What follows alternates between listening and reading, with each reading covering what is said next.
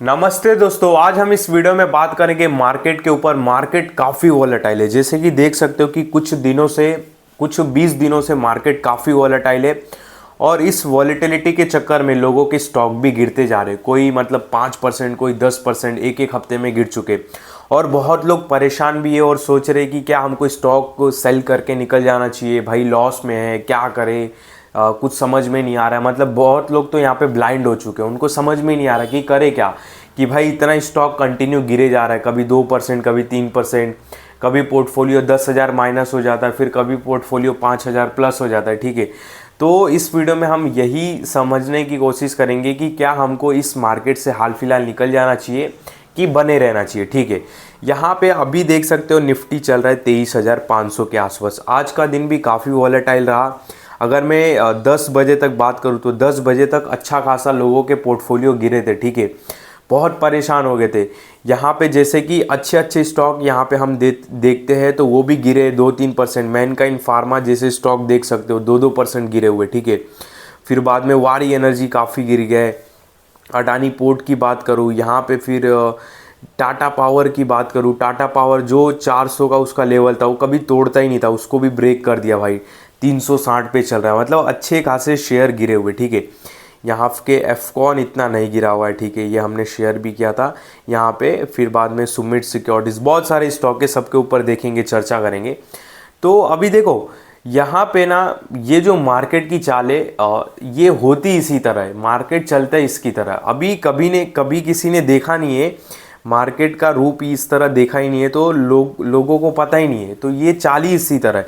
और यहाँ पे बात रही गिरावट की, तो यहाँ पे देखो मेरा टेलीग्राम चैनल है, वहाँ पे मैंने 22 नवंबर को ही, ठीक है 22 नवंबर को ही मैंने एक मैसेज भी डाला था कि कृपया भविष्य में पैसे तैयार रखिए। क्योंकि ऐसा लग ही रहा था कि नेगेटिव है। क्योंकि देखो मार्केट काफ़ी चल चुका था, मतलब मार्केट ने कुछ 26,000 के आसपास का हाई लगा दिया और कंटिन्यू मतलब 20-21 हज़ार से कंटिन्यू 6,000 पॉइंट की रैली। तो भाई करेक्शन तो आना ज़रूरी था। तो मैं समझ गया था कि भाई अब करेक्शन आएगा। और यहाँ पे देखो माय व्यू नेगेटिव, मैंने मतलब इसमें बहुत लोगों को अलर्ट भी किया था और बताया भी था। और यहाँ भी ये देखो लर्निंग फॉर यू, निफ्टी के थोड़ा गिरने पर स्टॉक भी गिरने लग रहे। इट मीन डर का माहौल है आई थिंक आने वाले समय में। देख रहे हो मैंने कैसे सिंबल डाला था, ये 25 नवंबर, ये दिसंबर नहीं भाई, सब पहले के मैसेज है। ठीक है, ऐसा नहीं कि गिरने के बाद मैं बोल रहा हूँ कि अब गिर गया। पहले से हमने बोला था कि अपना व्यू नेगेटिव है। बाद में यहाँ पे एक और चीज़ देखो, मैं आपको दिखाता हूँ कि कहाँ गया नीचे। यहाँ पे मैं फाइंड करूँ कहाँ, बहुत सारे यहाँ पे अपडेट दिया आपको, ऐसा नहीं कि।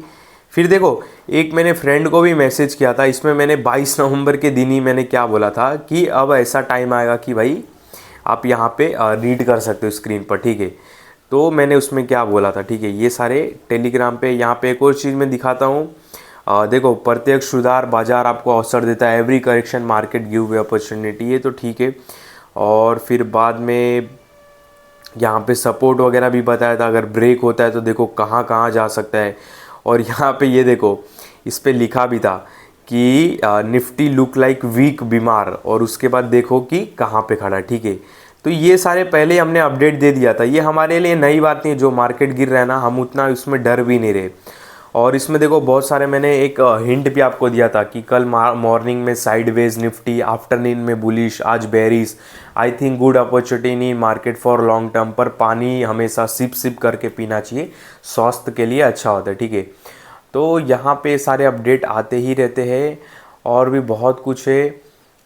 फिर ठीक है, ये देखो ये हमारे लिए नया नहीं है। जो ये बोलने का मतलब, ये जो मार्केट गिर रहा है ना, ये नया नहीं है, ऑलरेडी हमने बोला था। और ऑलरेडी हमने ये भी बोला था, एक मैसेज डाला था कि आने वाले 2 महीने जो एसआईपी लवर है और जो बहुत एसआईपी करते हैं मार्केट में, काफ़ी इंटरेस्टेड है, ठीक है, उनको एक्टिवेट हो जाना चाहिए। और देख सकते हो कि 2 महीना क्या भाई, मार्केट ने 10-20 दिन में उनको काफ़ी अच्छा मौका दे दिया। तो ये हमारे लिए नई बात नहीं है। बात रही अभी जो ये स्टॉक का प्राइस इतना गिर रहा है, क्या करे समझ में नहीं आ रहा है। एक हमारे भाई है, वो बोलते यार नालवा सन्स बहुत गिर रहा है। देखो मतलब इसमें इन्वेस्टमेंट करके देखो 1 मंथ में नहीं हुआ और लोग परेशान होने लगे कि क्यों गिर रहा है। देखो एक्चुअल में मार्केट जब करेक्ट होता है ना, मार्केट के फ्लो के साथ और भी स्टॉक गिरते। जो बड़े लोग हैं ना, बड़े लोग वो हैवी में क्वांटिटी में माल उठाते हैं, फिर शॉर्ट करते हैं, अगले दिन बेचते हैं, ऐसे ही करते हैं। इसके वजह से स्टॉक का प्राइस गिरता है। यहाँ पे जैसे मैं अब बैंक निफ्टी की बात करूँ तो बैंक निफ्टी क्यों गिर रहा है? अब हैवी क्वांटिटी में लोग कल के दिन एसबीआई बाय करेंगे, फिर आज सेल कर देंगे, या किसी ने पहले बड़े लोगों ने होल्डिंग बना के रखी रहेगी, वो सेल कर देंगे। अब उस प्रेशर में क्या होता है, सारे स्टॉक गिरने लगते हैं। अब पैनिक बनने लगते हैं कि भाई मार्केट गिर रहा है, क्या करें, हम भी बेच दें क्या? और धीरे धीरे ऐसे ही गिरते रहता है, और मार्केट करेक्ट होगा तो स्टॉक गिरेगा ही। और यहाँ पे आप आए हो इन्वेस्टमेंट के लिए, करने के लिए, ठीक है, यहाँ पे ट्रेडिंग करने तो आया नहीं है। जब ट्रेडिंग नहीं करने आया तो डरना है किस बात का? जब स्टॉक का प्राइस आपके बाइंग प्राइस से अगर गिर रहा है, जब, तो डरना है क्या? मतलब कुछ होगा नहीं। ऐसा नहीं है कि इनके कंपनी जो बंद हो जाएंगे। अभी जो स्टॉक का प्राइस यहाँ पे, जैसे कि मान लो कि यहाँ पे अडानी पोर्ट है, अभी ये 1 वीक में 8% के आसपास, और 1 मंथ की बात करूँ चार्ट फ्रेम में देखे तो अराउंड 10-11% गिर गया। अब इसका मतलब ये नहीं कि इनके बिजनेस बंद हो चुके हैं, या पोर्ट के बिजनेस जो है उनके रुक गए हैं, वहाँ पे काम नहीं चल रहे, ट्रक नहीं चल रहे, क्रेन नहीं चल रहे, या कोई नया जहाज़ नहीं उनके पोर्ट पे आ रहा है, ऐसा कुछ भी नहीं हो रहा है, ठीक है। ये केवल मार्केट की मूवमेंट है, ठीक है। ओवर वैल्यू हो गया था मार्केट, और करेक्ट हो रहा है, और अच्छी बात है करेक्ट हो रहा है तो। और मैं बोलता हूँ कि जितना टाइम ये नीचे रहना वो अच्छी बात है, क्योंकि भाई हमको पैसा अरेंज करने में भी टाइम लगेगा। मेरे को पता है वो सबका पैसा ख़त्म हो चुका है एवरेज करते करते। तो ये एक मार्केट की चाल है, इसी तरह रहती है, डरने की बात नहीं है। आप अपने लेवल्स के हिसाब से चलो, जो आपने लेवल्स लगा के रखे चार्ट पैटर्न पे, बात ख़त्म। जैसे एग्जांपल के लिए मैं एक ये स्टॉक लेता हूँ, ठीक है, यहाँ पे स्टॉक ओपन करता हूँ। सपोज़ यहाँ पे मैं, ये देखो, मैंने सपोज़ यहाँ पे कुछ लेवल्स लगा के रखे, ठीक है। ये लेवल्स अभी ऐसे एग्जांपल के लिए समझना। अब मान लो एक लेवल्स मैंने यहाँ पे लगा दिया, तो अब ये मैंने एक लेवल्स लगा के रखे, तो मैं 877 आया तो मैं एवरेज करूँगा, ये मेरा व्यू रहेगा। फिर 830 आया तो करूँगा, नहीं आया तो छोड़ दूँगा। तो आप अपने लेवल के हिसाब से चलो, जो भी चार्ट पैटर्न पे लगाए हो, बाकी इतना सोचने की ज़रूरत नहीं है। जो मार्केट है इसी तरह चलता है, ठीक है। और यहाँ पे एक बात देखो, बहुत लोग ये बोलते हैं कि सबके स्टॉक चलते हैं, हमारे ही नहीं चल रहे, क्या हम एग्जिट हो जाए? तो अब तो किसके भी नहीं चल रहे, अब तो किसके भी नहीं चल रहे। देखा जाए तो सभी स्टॉक गिरे हुए, तो आप किसको ब्लेम करोगे? ठीक है, अब तो अपने आप को भी ब्लेम नहीं कर सकते हो, ठीक है। उसमें जब माइक चालू है, तो पहले क्या होता था कि पहले लोग ये भी खुद को भी ब्लेम करते थे कि हमने गलत स्टॉक चुन लिया, क्या दूसरों के स्टॉक चल रहे, मेरे नहीं चल रहे। तो अब तो किसी के नहीं चल रहे, अब तो टाटा पावर भी नहीं चल रहा, ठीक है। तो अब किसको ब्लेम करोगे? तो ये जो पूरा गेम है ना, मार्केट ऊपर जाना नीचे आना, ये सारे डीआईज और एफआईज का खेल है। एफआईज माल बेच रहे, डीआईज माल उठा रहे। अब डीआईज भी माल उठा रहे, तो भाई वो भी तो पैसा लगा रहे मार्केट में, डीआईज माल लगा रहे, पैसा लगा रहे, और वो आपका ही पैसा लगा रहे। वो तो सबसे स्मार्ट प्लेयर है। तो अगर देखा जाए, अगर हम अपने आप को यहाँ पे गलत साबित कर रहे कि हम मार्केट में कूद के ही हमने गलती किया आज इस वाले मार्केट में, ठीक है, बाद में बाइंग करना चाहिए। तो जो अभी डीआईज माल उठा रहे, जो ऑब्जर्व कर रहे, ये सारे माल वही उठा रहे, डीआईज उठा रहे, ठीक है। एफआईज अगर बेच रहे, या एफआईज या डीआईज बेचेंगे तो एफआईज उठाएंगे, ठीक है, दोनों में से यही होगा। तो जब बड़े लोग माल उठा रहे तो वो भी तो कुछ सोच के उठाते रहेंगे। और ये गलत फैमिली में कभी मत रहना कि भाई हमको ही लॉस हो रहा है, ऐसा नहीं है भाई, बड़े इन्वेस्टर लोग को भी लॉस हो रहा है। जो mutual fund, fund manager, LIC हो गया, या जो भी बड़े इन्वेस्टर, एचडीएफसी बैंक हो गया, जो भी बड़े इन्वेस्टर है, जो भी बड़े फंड हाउस है, सबको लॉस हो रहा है। ऐसा नहीं कि केवल आपको ही लॉस हो रहा है, ठीक है। तो ये ही मार्केट की एक चाल रहती है, इसी तरह चलता है, इसको एकदम गांठ बांध लो। बाकी ऐसे मार्केट में करना क्या, ऐसे मार्केट में करना है अपने लेवल टू लेवल चलना है। बात रही एग्जिट की, देखो एग्जिट करके कुछ नहीं मिलेगा। आप अगर मन में आपके ऐसा रहेगा ना कि भाई मेरे को ऊपर नहीं खरीदना चाहिए था, बाद में खरीदना चाहिए था, ये लेवल पे खरीदता तो मेरे को और सस्ता मिलता, तो आप ऐसा कभी नहीं खरीद पाओगे, ठीक है। कोई ना कोई अच्छा लेवल देख के एंट्री करना ही है, वो कल हो या आज हो, ठीक है। अब कोई बोलेगा कि यार मैंने जिस एग्जांपल के लिए ये नालवा सन्स, ठीक है, इसके लिए बहुत लोग परेशान हो रहे। ये नालवा सन्स, कोई बोलेगा यार मैं इसको 8,000 नहीं 7,000 पे खरीदता। तो जब 8,000 पे था तो आप तो फिर इसको 7,800 भी आने के लिए नहीं सोच रहे थे। तब तो आप 200 रुपया भी गिरने का वेट नहीं कर रहे थे इसमें, तो तुरंत आपने 8,000 में खरीद लिया। अब तो 7,000 आ गए, अब तो आप और लोगे भी नहीं, अब तो ठीक है, अब तो सोचोगे कि और गिर जाए। तो ये जो इमोशन है ना, ये सब चलता रहता है मार्केट के साथ, ठीक है। तो इसको कंट्रोल रखो, बाकी आप अपने लेवल्स के हिसाब से चलो। बाकी इस अगर आप गलती में हो, या आपके दिमाग में है किसको 8,000 की जगह में अगर 7,000 खरीद लेता तो मेरे 1,000 बच जाते। तो आप ऐसे कभी मार्केट में एंट्री नहीं मार पाओगे, ठीक है, ऐसा आप कभी नहीं मार पाओगे। फिर तो मान लो 7,100 खरीदा तो कल 6,800 आ जाए, फिर तो और रहेगा कि भाई 400 और नीचे नीचे खरीदता, तो फिर ऐसे कभी नहीं एंट्री कर पाओगे। कोई अच्छा लेवल देख के एंट्री करना ही है, ठीक है। अब वहाँ पे सेलिंग आता है DIs FIs की, तो उसमें ना आपका गलती है ना अपना किसी का गलती नहीं, ठीक है। कोई ना कोई लेवल देख के चलना ही है। और यहाँ पे कोई आप ट्रेडिंग करने तो आया नहीं हो कि आपका पैसा अभी थीटा डी के हो रहा है, प्रीमियम घट रहा है, पैसा पूरा लॉस में चले जाएगा, ज़ीरो में चला जाएगा, ऐसा तो है नहीं। ट्रेडिंग तो कर नहीं रहे हो, इन्वेस्टमेंट कर रहे हो, डिलीवरी पोजीशन में माल लेके जा रहे हो, तो पड़ा है ना, टेंशन क्या है। तो कोई डरने वाली बात नहीं है। मार्केट वापस जैसे रिकवर करेगा ये भी रिकवर करेगा, और मार्केट रिकवर करेगा। मार्केट ने कोरोना भी देखा है, 2022 का जब रशिया यूक्रेन का वॉर हुआ था, क्रूड ऑयल के बहुत लफड़े हो गए थे, वो भी देखा है।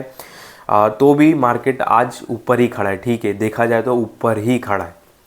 तो इसके पहले भी मार्केट ने बहुत कुछ देखा है, स्टॉक ने भी बहुत कुछ देखा। यहाँ पे अगर मैं 5 साल का चार्ट फ्रेम लगाऊँ, ये नहीं किसी भी स्टॉक में, तो सोचो जब स्टॉक का प्राइस 700 750 रुपया था, 500 रुपया था, तो 500 रुपये से जब स्टॉक का प्राइस 7,000 रुपये आ गया, ठीक है, तो इस बीच में कितना कुछ हुआ रहेगा, मंदी, इन्फ्लेशन, कितने पॉलिटिक्स पार्टी चेंज हो गए रहेंगे, कितने बिजनेस के एम्प्लॉयज़ चेंज हो गए रहेंगे, MD CEO सारी चीज़ें चेंज हो गए रहेंगे, ठीक है। तो भी स्टॉक एक रॉकेट बना हुआ है।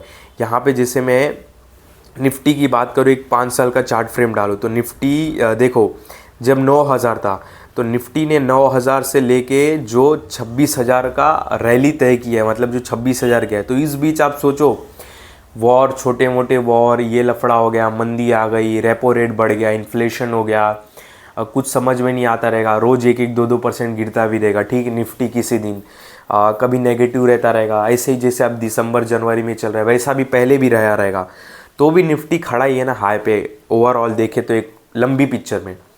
तो सेम इसी कंडीशन को भी ऐसे ही समझो, और मेरे ख्याल से ये मौका ही आने वाले समय, ये जो अभी चल रहा है ना, ये मौका ही है लॉन्ग टर्म इन्वेस्टर के लिए। मैंने टेलीग्राम पे भी बोला, यहाँ पे भी बोल रहा हूँ। और हाँ, कल और संडे को 2 दिन छुट्टी है, तो मैं एक निफ्टी के लेवल्स आपके साथ लेके आने वाला हूँ, जिस लेवल पे मैं प्ले करने वाला हूँ, मतलब 2-3 लेवल्स रहेंगे। अगर निफ्टी वहाँ पे आता है तो मैं फ्रेश एंट्री के लिए सोचूंगा, अगर नहीं आता है तो फिर मैं छोड़ दूंगा, ठीक है। ऐसे कुछ मेरे व्यू है। तो आने वाले 2 दिन काफ़ी मेन इंपॉर्टेंट वीडियो आपके लिए आने वाला है। तो भाई अपडेटेड रहो, टेलीग्राम पे ज्वाइन रहो, वहाँ पे भी आपको काफ़ी अच्छे अपडेट देखने के लिए मिलते हैं मार्केट से रिलेटेड। जैसे कि दिखाया मैंने 22 नवंबर को ही अलर्ट कर दिया था पहले ही। ये तो टेलीग्राम अभी मैंने बनाया तो मैं अभी अलर्ट कर रहा हूँ, ठीक है। बट मैं अगर मेरी एकदम पुरानी वीडियो उठा के देखोगे तो उसमें मैंने साफ साफ क्लियर बोला है कि आने वाले समय में फार्मा, इंफ्रा, लार्ज कैप, जो हेल्थ केयर से रिलेटेड ये सारे स्टॉक है, ये आपको बहुत हेल्प करने वाले, ठीक है। बड़े लोग पोजीशन चेंज कर ले तो आने वाले टाइम में मार्केट गिर सकता है, ये मैं 2-3 महीने पहले से ही बोल रहा हूँ, ये नई बात नहीं है। तो इसके लिए हम गिरावट से बिल्कुल भी डर नहीं रहे, ठीक है। आप मेरी ओल्ड वीडियो उठाना और उसमें देखना, मैंने क्लियर कट बोला है कि हेल्थ केयर हुआ, फार्मा हुआ, लार्ज कैप के स्टॉक हुए, बैंकिंग स्टॉक हुए, ये आने वाले समय में आपका सहारा बन सकते, और वो स्टॉक बिल्कुल नहीं गिरे। फार्मा के आप उठा के देख लो, उल्टा अच्छे रिटर्न्स ही दिए। सन फार्मा 1600 का 1800 हो गया, मतलब सब भाव ऊपर ही खड़े देखा जाए तो 2 महीने से अगर पहले कंपेयर करोगे, ठीक है। तो ये हमारे लिए नई बात नहीं है। बाकी मोर अपडेट के लिए आप वहाँ पे टेलीग्राम पे ज्वाइन रहो, अच्छे अच्छे अपडेट आपको देखने के लिए मिलेंगे, और ऐसे ही अलर्ट रहोगे पहले से, ताकि आपका लॉस होने से बच सके। तो इस वीडियो में आपको किसी भी तरह का बाय सेल का कॉल नहीं है, ध्यान देना। जो भी बातें बताई केवल समझाने के लिए बताई, बाकी मैं बिल्कुल नहीं बोल रहा हूँ कि आप मेरी बातों में आके चले जाओ स्टॉक को खरीदने, बेचने, शॉर्ट करने या ट्रेडिंग करने, बिल्कुल भी नहीं। जो भी डिसीजन लेना है आपको अपने दिमाग से लेना है। बाकी मेरे इस वीडियो में या किसी भी वीडियो में कभी भी किसी भी स्टॉक से रिलेटेड बाय सेल का कॉल नहीं रहता, इस बात का आप बहुत बहुत ध्यान देना।